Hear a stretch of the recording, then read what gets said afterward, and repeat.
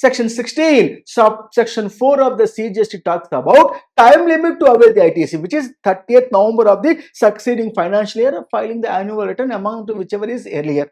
Now, in the given case, what amendment taken place here is mind-blowing amendment with the recent circular one can expect in the coming examination. Also very important from the practice point of view, very good relaxation given to industry by the CBIC. Hats off to the Central Board of Indirect Tax and Customs by giving such a good clarification with regard to availment of ITC. What is it is, my dear sir?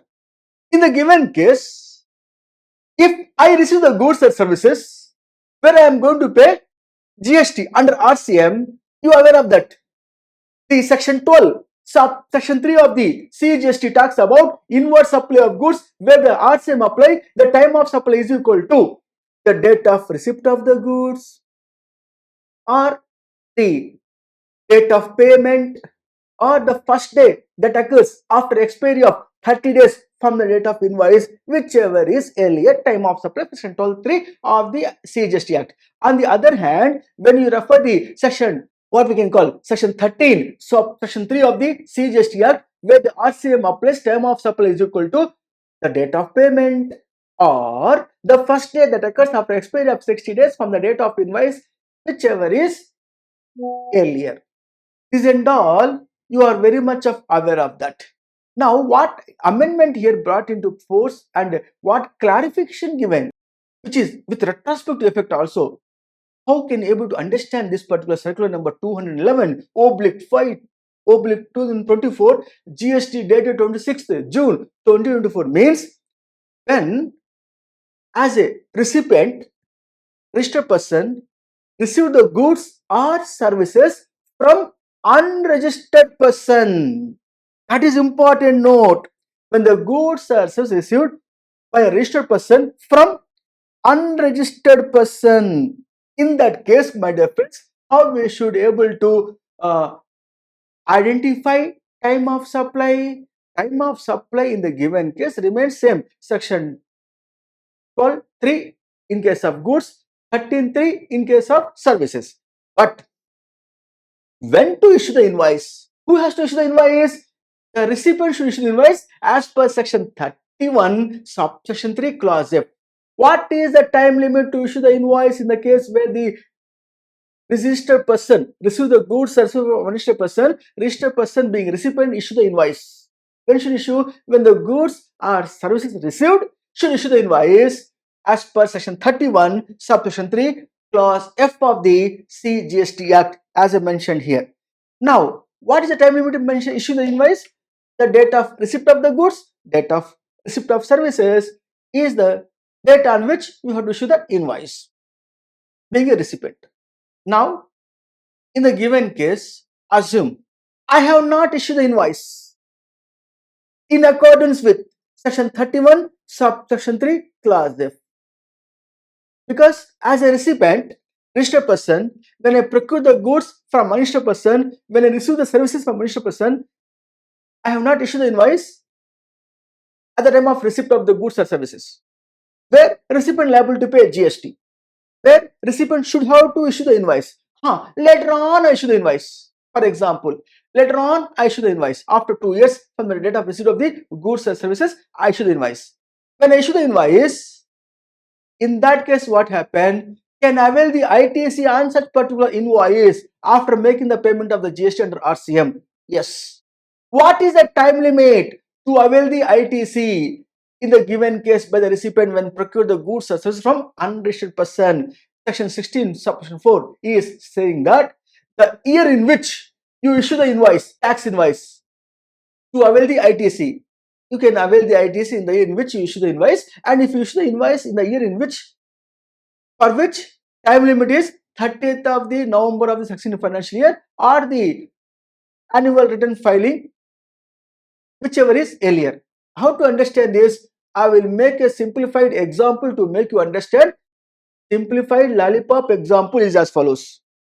Now referring to you, my dear, a simplified example to make you understand this clarification with regard to time limit to avail the input tax credit.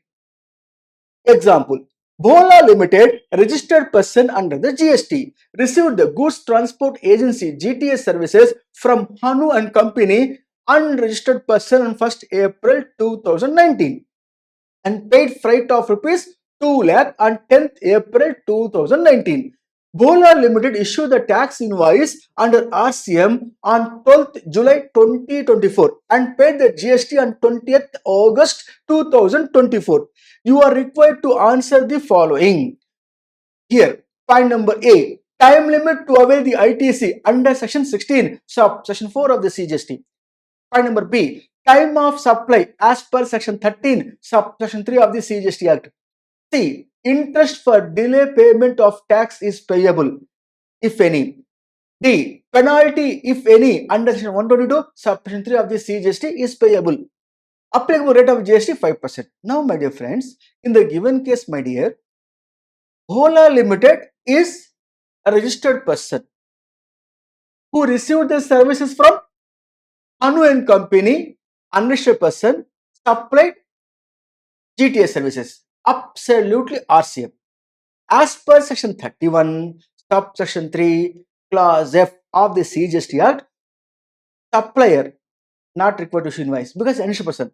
Recipient is a registered person. Under RCM, they have to pay the GST. So, Bhola Limited under RCM, they should issue the invoice. When means when the services has been received, issue the invoice. Whether he issued on 1st April 2019, service received, he issued the invoice? No. When he issued the invoice? 12th July 2024 issued the invoice. If so, in which financial issue the invoice? 2024-25 financial year issue the invoice. In that case, for that financial year, time limit to avail the ITC under section 16, section 4 is 30th November of the 2025 or filing the annual return 31st December 2025, whichever is earlier. Now, Bhola Limited can avail the ITC? Yes. Permission granted by CBIC to avail the ITC with retrospective effect this provision. What is the time of limit as per section 13, section 3, time of supply? Time of supply is what? What is the time of supply for this input services under RCM under section 13, section 3? Date of payment or the first day that occurs after expiry of 60 days from the date of invoice. So the first payment is made. When payment made? On 10th of April 2019 payment made. Time of supply is 10th April 2019. No doubt. Due date to pay 20th May 2019. So from that date till the date, you have to pay interest at the rate of 18% per annum. Of course, you have not issued the invoice in accordance with section 31, section 3, clause F. That is, when you receive the input services on 1st of April 2019, you will not issue the invoice. Later on, issue the invoice. Therefore, non-issuance of invoice, you are liable to pay penalty under section 122, section 3 of the CGST, which is up to rupees 25,000 as per the CGST, as well as 25,000 rupees SGST. You have to pay the penalty. You can avail the ITC, but time of supply goes back date. Therefore, you have to pay interest for it. And of course, you also pay penalty because non-issue the invoice in accordance with section 31, subsection 3, clause F. Got the clarity, my dear friends? As simple as this. You want same thing present in a furthermore lollipop manner? I will explain in my regular classes. So for this particular subject known people only I am referring this, therefore it is highly sufficient to provide this particular example with regard to this particular circular number 211/5/2014 of the CGST dated 26 June 2024. Clarification regarding the time limit under section 16, section 4 of the CGST Act for RCM supplies received from unregistered person. That is important to note. You may get a doubt, sir, what about if a supplier is a registered person, supplies the services to the recipient, RCM applies. In that case, supplier will issue the tax invoice by taking in the particular invoice as well as in the GSTR 1. the liability to pay GST under RCM by recipient. Like that, he will issue the invoice. There won't be any problem. This comes into picture only when the supply services or goods by unregistered person to registered person. In that case, the registered person who is a recipient want to avail the ITC, he should issue the invoice.